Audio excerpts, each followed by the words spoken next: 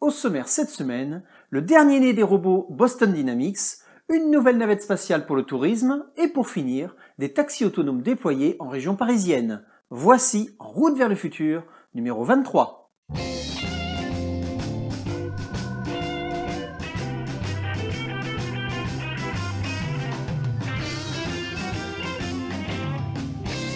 Bonjour, je m'appelle Frédéric Boidron et si vous désirez découvrir le monde de demain avant tout le monde, bienvenue sur cette chaîne. Tous les lundis matins à 9 h, je vous offre votre veille technologique sur un plateau. Pensez à vous abonner pour ne louper aucune de mes prochaines chroniques. Depuis quelques années, la robotique industrielle a subi plusieurs évolutions. Tout d'abord, la robotique a commencé à migrer vers la cobotique. La quoi? Depuis leur arrivée dans les années 1960, les robots industriels sont enfermés dans des cellules. Oh le pauvre! Non pas qu'ils soient punis, mais ils encourent le risque de blesser quelqu'un si celui-ci passe dans sa trajectoire. Un robot, cela peut être très gros, très lourd, très rapide et surtout très dur. C'est pourquoi un robot est enfermé dans une sorte de cage que l'on appelle cellule. Elle doit résister à des projections de pièces à très haute vitesse. Même si l'on connaît les trajectoires d'un robot, nous ne sommes pas à l'abri d'un changement soudain de trajectoire pour corriger une position inadéquate ou tout simplement un bug dans la programmation.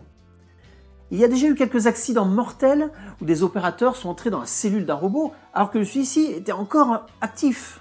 Un robot travaille seul ou alors avec d'autres robots et appareils automatisés comme des convoyeurs, c'est-à-dire des tapis roulants. Et c'est quoi un cobot? Le cobot est un néologisme entre les mots robot et collaboratif. Un cobot est un robot capable de collaborer avec un humain dans le même espace. Un cobot peut travailler en dehors d'une cellule. Le cobot est muni de nombreux capteurs capables de détecter une présence et celui-ci devra modifier ses trajectoires de façon à ne pas entrer en collision avec un humain. Certains cobots vont simplement réduire leur vitesse en fonction de la distance de l'humain le plus proche. La cobotique a ouvert de nouvelles portes où le robot devient vraiment un outil et où l'humain reprend sa place active dans la production. Un cobot et un humain peuvent désormais travailler ensemble sur la même tâche. Le cobot peut même devenir tellement collaboratif que l'humain peut même l'utiliser comme un vêtement pour compenser un membre déficient ou augmenter nos capacités. C'est ce qu'on appelle un exosquelette. Comme le cobot ou le cobot, ça dépend comment on le prononce, n'est plus enfermé, il est désormais possible de lui attribuer de nouvelles caractéristiques comme le fait de se déplacer. Et c'est ainsi que sont nés les AGV, les véhicules autoguidés, c'est-à-dire des robots pouvant se déplacer de façon autonome. Certaines entreprises se sont emparées du phénomène très rapidement. On peut citer les distributeurs sur Internet comme Cdiscount ou Amazon, qui ont entièrement automatisé leur hangar avec des flottes de robots mobiles fonctionnant en essaim, comme des fourmis. Lorsque votre commande arrive au pupitre d'un opérateur, une série de robots est allée chercher les étalages contenant les pièces de la commande et les a déplacés jusqu'à l'opérateur. Celui-ci n'a alors plus qu'à se saisir des articles et les placer dans un carton. Une fois fait, les robots retournent déposer les étalages dans l'entrepôt après avoir mis à jour le stock dans la base de données. Ces robots mobiles commencent à sortir des hangars pour faire des livraisons, que ce soit dans la cour d'une entreprise ou dans la rue. J'ai d'ailleurs traité ce sujet avec les drones de livraison de Starship Technologies dans ma chronique numéro 7, que vous pouvez retrouver ici dans mes fiches. Nous pouvons également citer le robot Squid, que Bionic Hive a présenté récemment. Ce robot se déplace non seulement au sol, mais peut également grimper le long des rayonnages. Des rails sont placés dans le sens de la hauteur et le robot vient y encastrer ses roues. À l'étage désiré, une portion du rail, sous chaque roue, tourne sur elle-même à la manière des plaques tournantes pour les trains. Le robot peut donc ensuite glisser sur ce nouveau rail situé le long de l'étage. Un petit bras embarqué ira charger ou décharger le plateau du robot.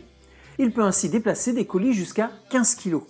Plusieurs robots peuvent être en activité sur le même rayonnage. Une fois descendu, Squid devient un AGV comme les autres et peut se déplacer sur le sol de façon totalement autonome. Il peut donc déposer un colis ou venir en chercher un à sa disposition. Étant bien plus petit qu'un chariot élévateur, le robot libère donc de l'espace pour ajouter 50% de rayonnage en plus sur le même espace. Après nous avoir impressionné des années avec des robots humanoïdes et des robots à 4 pattes, Boston Dynamics, l'entreprise de robotique la plus avancée au monde, nous présente son nouveau bébé, le Stretch. Boston Dynamics avait déjà Handle dans ses cartons. Un robot monté sur roue, gardant son équilibre grâce à un déplacement dynamique de son centre de gravité à la manière d'un kangourou. À côté de ses performances de gymnaste exceptionnelles, il avait démontré qu'il était parfait pour travailler dans le milieu de la logistique industrielle. Sa rapidité pour charger ou décharger une palette sont exceptionnelles. Cela pouvait ouvrir un marché gigantesque pour l'entreprise.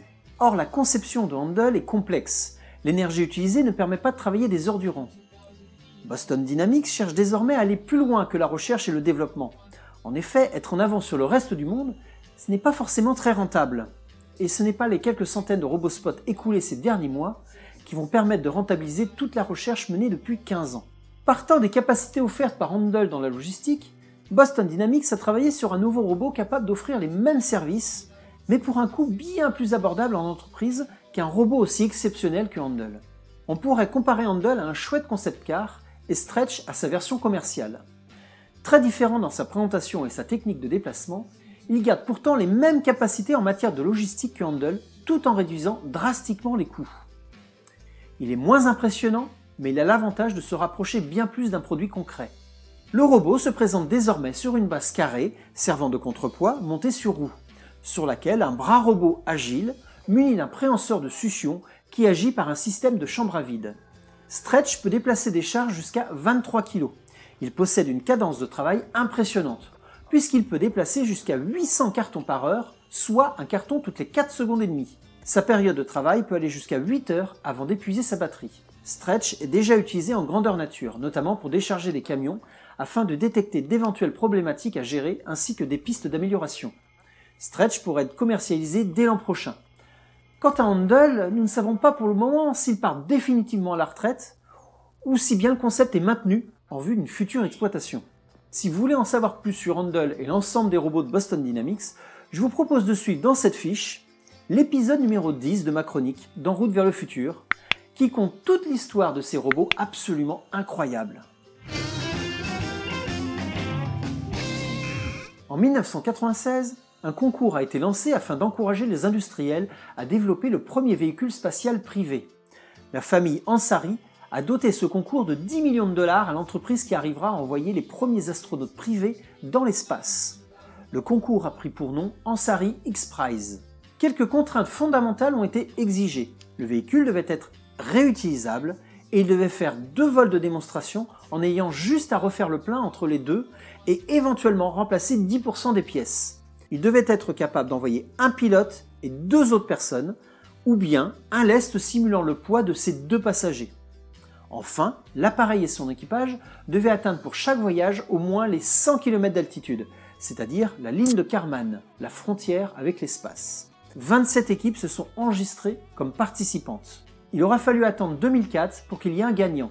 Et c'est Scale Composite, un constructeur d'engins aériens et spatiaux californien, qui réussit ce challenge. Les 21 juin et 4 octobre 2004, un avion à double coque, le White Knight, a transporté une petite navette spatiale Spaceship One jusqu'à 16 km d'altitude avant de le lâcher. Spaceship One prenait ensuite le relais pour foncer vers l'espace. Lors du retour dans l'atmosphère, les ailes articulées se positionnent pour freiner l'appareil. Et les 2 vols se déroulèrent sans encombre et atteignirent un peu plus de 100 km d'altitude pour le premier vol et 112 km d'altitude pour le second. Voyant les promesses d'un marché du tourisme spatial, Richard Branson, patron emblématique de Virgin, décide de créer une filiale dédiée au tourisme spatial, Virgin Galactic, en utilisant les technologies de Scale Composites. Et c'est ainsi qu'en janvier 2008, Virgin Galactic nous présente une version grandement modifiée du concept. C'est toujours un avion à double coque, le White Knight 2, qui enverra la nouvelle petite navette Spaceship 2, et nous parlons désormais d'envoyer 2 pilotes et 6 passagers pour un vol de quelques minutes dans l'espace. 2 véhicules Spaceship 2 seront construits. VSS Enterprise volera la première fois en 2009, mais se crashera malheureusement en 2014 lors d'un vol d'essai, tuant un des 2 pilotes. VSS Unity décollera pour la première fois en 2016.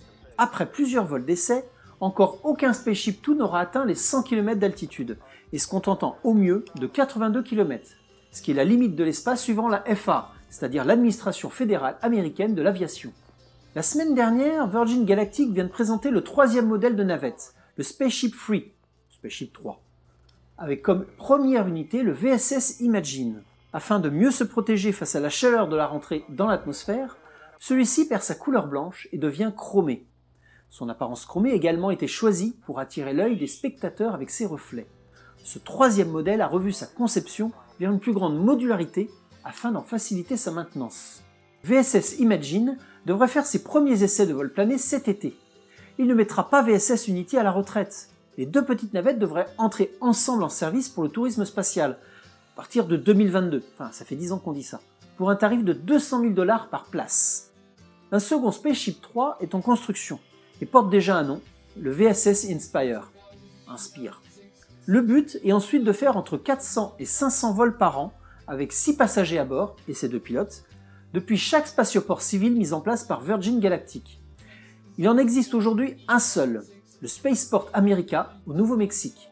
Mais Virgin Galactic a commencé les études pour un second spaceport à Abu Dhabi. Virgin Galactic n'est pas le seul dans la course au tourisme spatial. Blue Origin et sa petite fusée New Shepard talonnent et ont encore quelques mois de répit pour essayer d'ouvrir ce nouveau marché les premiers. Son premier vol habité pourrait même avoir lieu dans les prochains mois. Dans ma chronique 19, disponible ici dans mes fiches, je vous précisais que les taxis autonomes mettraient probablement du temps à arriver en France à cause de notre législation qui s'est légèrement renforcée ces derniers temps.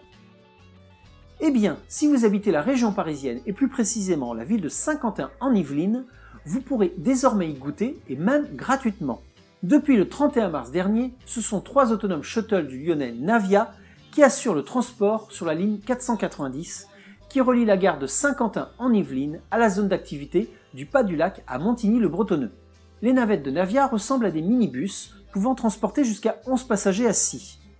Étant encore en phase d'expérimentation, un opérateur sera présent dans chaque navette pour assurer la sécurité, mais il ne pilotera pas du tout les véhicules. La ligne fait un total de 1600 mètres sur route ouverte aux autres véhicules. D'ailleurs, en France, c'est une première. Les tronçons expérimentaux n'officient ici, pour l'instant, que sur des parcours sans aucun autre véhicule. Les navettes desserrent 4 arrêts et fonctionnent de 7h30 à 20h. L'expérimentation sera reconduite jusqu'à juin 2022 au minimum. Vous avez donc au moins 15 mois pour tester en avant-première ces nouveaux taxis sans chauffeur. Si vous avez aimé cette vidéo, merci de mettre un petit pouce bleu, cela contribuera à faire connaître ma chaîne aux algorithmes de YouTube. Si vous avez une question ou si vous avez un commentaire à faire sur l'actualité de cette semaine, n'hésitez pas et je me ferai un plaisir de vous répondre moi-même, et même peut-être en vidéo si je la trouve intéressante. Si ce n'est pas déjà fait, abonnez-vous pour ne pas rater mes prochaines chroniques. Allez, ciao les humanoïdes!